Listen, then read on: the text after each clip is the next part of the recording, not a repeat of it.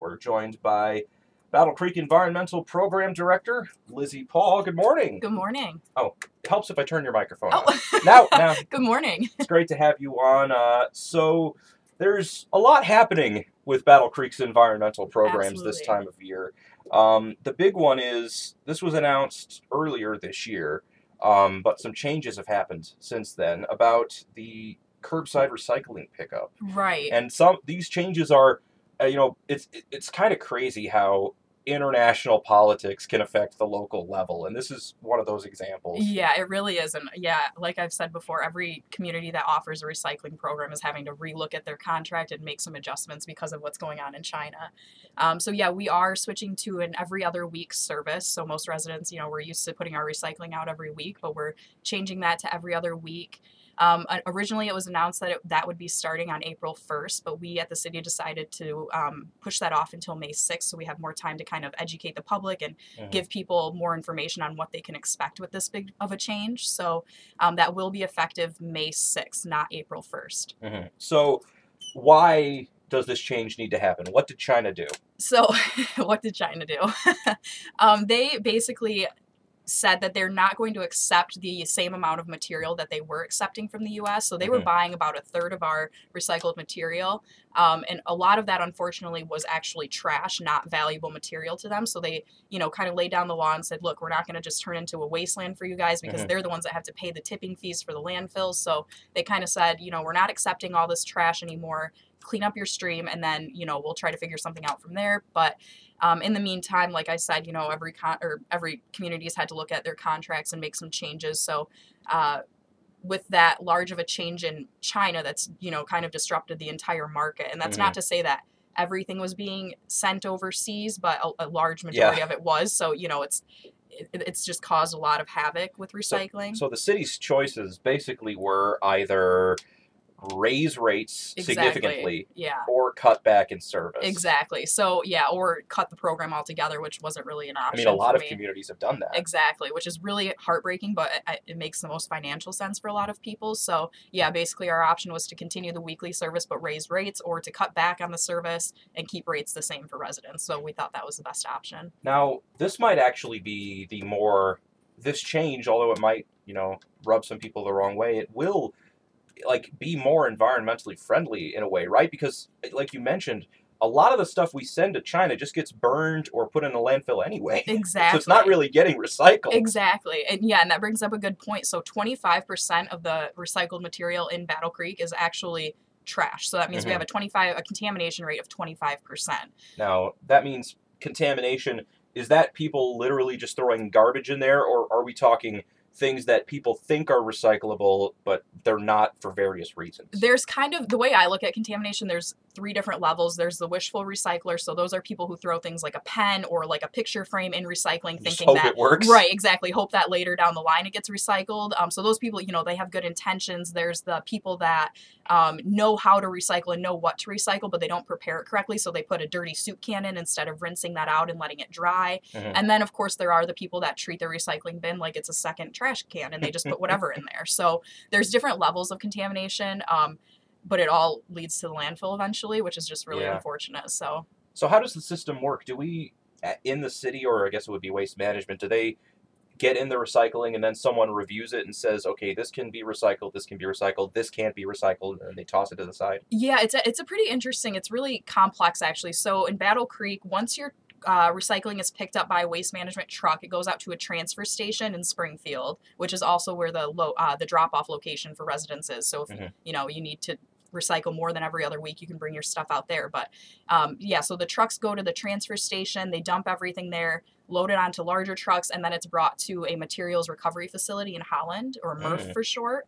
And that's where all the sorting happens. So that's when everything gets dumped on the conveyor belt and it's sorted. I'm not sure if they have manual sorters or robots down there, but it's probably kind of a mix of both. Yeah. So that's where the contamination gets tricky, because when people are sending, when things end up on the conveyor belt that aren't recyclable, either the robots or the people are responsible for removing those, and that just cuts down on productivity, and it can lead to a lot of different problems. Well, and if contamination's a big enough problem, I'm sure it increases cost as well. Absolutely, yeah. The fact that you have to have these robots or people running the machine. And I would imagine I think part of the problem is people who just don't know what is and isn't recyclable. Absolutely. I mean, they'll see that styrofoam number 6 is allowed, but then they toss their burger container in that has a little bit of ketchup and maybe a couple flakes of lettuce in there, and that's a no-no. Exactly. So yeah, that's kind of why we're taking a longer amount of time to implement the change too, is because we know that education is really the big problem here. It all comes down to education. So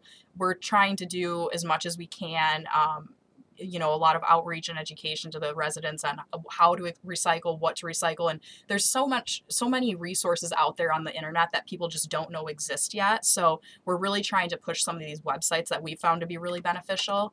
Another good thing that we're doing, water customers will be getting a trifold brochure in their water bills that gives, you know, it gives pretty much all the information on this new change that you need. And that brochure will also be available as a PDF on battlecreek.gov/recycling. So. All right, that'll definitely be helpful for all of you folks out there who are trying to recycle and just not really getting it, which is not any fault of yours, of course. No. We're speaking with Lizzy Paul, the City of Battle Creek's Environmental Program Director, about changes to the recycling program here in the city. If you have a recycling curbside bin, wheelie bin, what's the official term for those anyway? I call them carts, I guess. Carts work. And if you have one of those, it'll be every other week that you get that picked up starting May 6th. Real quick, if people find that once every other week is not enough for their recycling needs, where can they go? You mentioned the Springfield pickup location. Right. So we are actually super fortunate in Calhoun County to have several different drop-off locations. There's the Marshall and Albion Recycling Center. There's the Springfield Drop-Off Center. And then residents will also have the option to purchase or rent an additional bin through Waste Management, which starts at just over $3 a month. So then that'll give them that second bin that they can use. So, yeah. It's important to remember Waste Management is the one who runs the trash program, technically. They just contract with the city. Right. So does that ever turn out to be a problem? People calling your office or maybe even the mayor's office to complain about their trash pickup? Yeah, we get so many calls at the city about, you know, problems with Waste Management, which is fine. That's, you know, we do handle them. But I did want to touch on Waste Management actually has a pretty solid system when it comes to things like missed pickups or damaged containers. Residents can actually go online and submit a form right online. So Waste Management has a website directly or specifically for Battle Creek. So there's all the information specific to our city on there, which is really helpful. So it has things like events on there, you know, cart rental options, all that stuff. So if you go to home.wm.com/battle-creek, you can find all this great information on there. You can also submit a form that says, you know, my pickup was missed on this day, and they're super good about getting back with you. I think it's within 24 hours that they're required to get back with you or get it picked up. Another good number to have on hand is 866-797-9018. That's the Waste Management customer service number. If you do call that number, it will prompt residents to give an account number, which we don't have. Residents don't have their own account number. So if you just stay on the line for a couple extra seconds, it'll bring you to a menu. Okay. Yeah.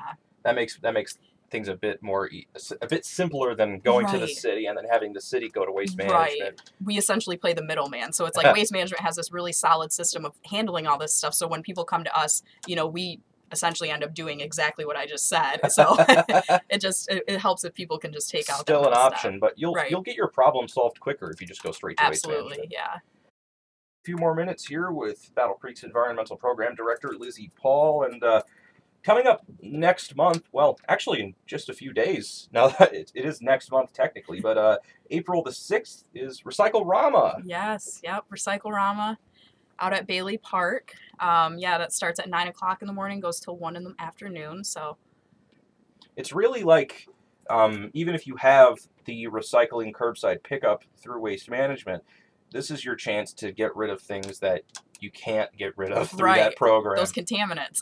Yes, the things that are contaminating, especially, I would think, hazardous waste like paints or aerosol cans. Right, yeah. Stuff like that. The full list, by the way, you can see it at 95.3 WBCK.com, and it is an extensive list. Now, how should people be prepared whenever they're coming down to do this? So, if anybody's been there before, you know it's a long wait. It's going to be a long wait until we figure out a better system to go about it. But just you know, it's important to keep in mind that it's a free event, and it's, you know, we have volunteers out there all day helping out. So we really do try to make it as convenient as we can for people who come and participate in the event. But there is going to be a long line. Last year, I think we saw nearly 1,000 cars come through. Oh. So yeah, and that's, you know, that's just a long day for all the volunteers and everything. So please be patient with us. You know, be ready to wait. And another thing, if you are a resident that has a small amount of material like styrofoam, or, you know, you have pills that you need to get rid of and that's it,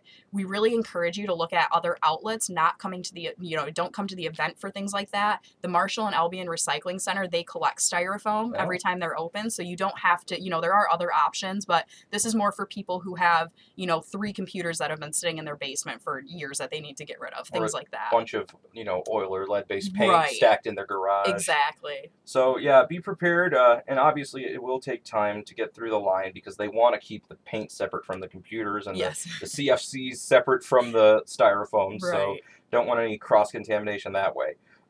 Also, now it's happening now, right? The city's selling rain barrels again. Oh, yes, we are. We just, our rain barrel sale went live last week. So residents and other people it's open to everybody. So, you know, it doesn't matter where you live. The city just has, we have a company we work with and we open it up to everybody. So yeah, residents or anybody can purchase rain barrels for $56.50.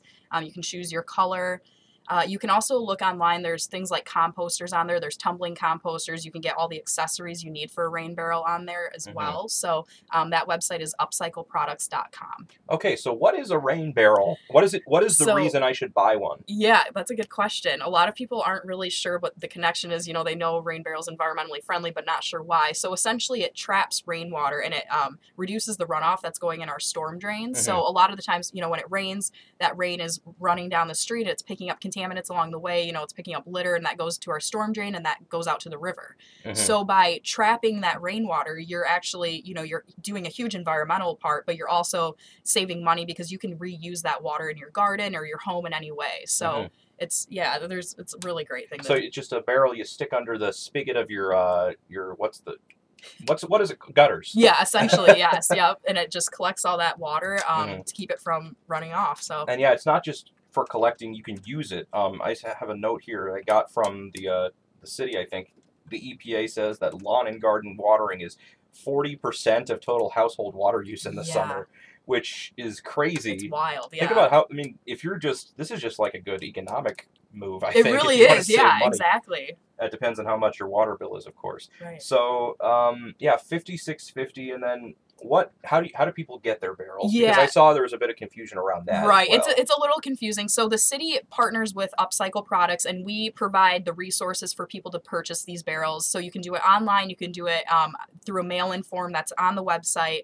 And once you have to make your purchase, I think it's by June 18th at the latest, June 18th. And then on June 22nd, Upcycle delivers all the products that were purchased to the DPW. And from 4 o'clock to 6 o'clock p.m. on June 22nd, whoever bought an item in the sale will come pick it up there. So I'll be there from 4 to 6 and I'll have it set up and you tell me your name and I give you your product, basically. That's the Public Works building on Kendall Street. Yes, yep, 150 Kendall Street, yes. All right, sounds really cool. Well, Lizzy, if people want to recap anything we've talked about, the city has a pretty good website for this, right? We do, yeah. You can go for anything related to recycling. It's just battlecreek.mi.gov/recycling. From there, you can kind of navigate toward the environmental page, and you can find all my information on there. So. All right, very good, Lizzy. Thanks for coming on the show and giving us an update. Yeah, thanks for having me. Lizzy Paul, the City of Battle Creek's Environmental Program Director here on WBCK.